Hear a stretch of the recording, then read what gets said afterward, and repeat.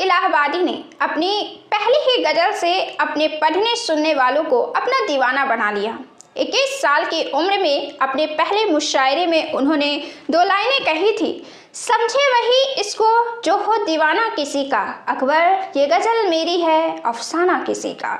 इसके बाद अकबर इलाहाबादी ने कभी पीछे मुड़कर नहीं देखा। बड़ी ही सहजता और हल्के फुल्के अंदाज में बड़ी बात कह जाने का हुनर अकबर इलाहाबादी के पास था। उर्दू शायरी में अकबर पहले ऐसे शख्सियत थे जिनको बदलते हुए ज़माने उस ज़माने से अपनी सांस्कृतिक मूल्यों के लिए खतरा और अंग्रेजी तालीम को अंग्रेजी साम्राज्य के ताकतवर हथियार होने का एहसास बड़ी ही शिद्दत से था। अकबर 1846 में पैदा हुए थे, यानी कि महात्मा गांधी से 23 साल पहले।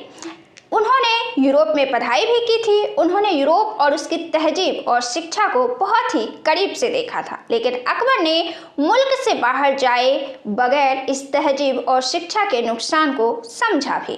पश्चिमी शिक्षा के बारे में अकबर की पहली शिकायत यह थी कि वो इंसान को उदार न बनाकर केवल नौकरी पाने का एक नज़रिया बनाती है। तभी तो उन्होंने इस पर भी एक शायरी लिखी, नई तालीम को क्या वास्ता है आदमियत से, जनाबे डार्विन को हजरत आदम से क्या मतलब। सैयद मोहम्मद अकील अपने लेख दीन होता है बुजुर्गों की नज़र में से पैदा में लिखते हैं, अकबर आधुनिक शिक्षा और विचारधारा के जबरदस्त विरोधी थे, और चूंकि ये दोनों चीज़ें अंग्रेजी जबान के रास्ते से ही हासिल हो रही थी, इसलिए वो अंग्रेजी के भी विरोधी हो गए थे, लेकिन वो महज लोगों के विचारों का प्रतिनिधित्व कर रहे थे। अकबर कहते थे कि नई तालीम हमें सिर्फ बाजार का माल बना देती है। वे इस पर लिखते हैं, तालीम जो दी जाती है वो क्या है, फकत बाजारी है, जो अक्ल सिखाई जाती है वो क्या है, फकत सरकारी है।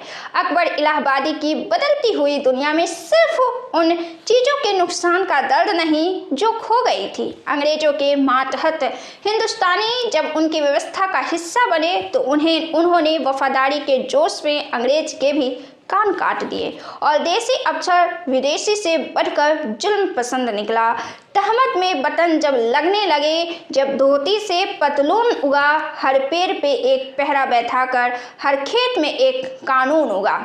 अकबर की रचनाओं का वो भाग आधुनिक समालोचकों के लिए सबसे अधिक नाराजगी का कारण बना, जहां वो नल के पानी, छापाखानों और रेलगाड़ी जैसे चीज़ों के आविष्कार को रद्द करते हुए भी नजर आए। लेकिन गौर से देखें तो अकबर का विरोध तरक्की के इन नए माध्यमों के विरुद्ध नहीं था। दरअसल वो इनका विरोध इसलिए कर रहे थे क्योंकि उनकी नज़र में ये चीज़ें गुलामी का प्रतीक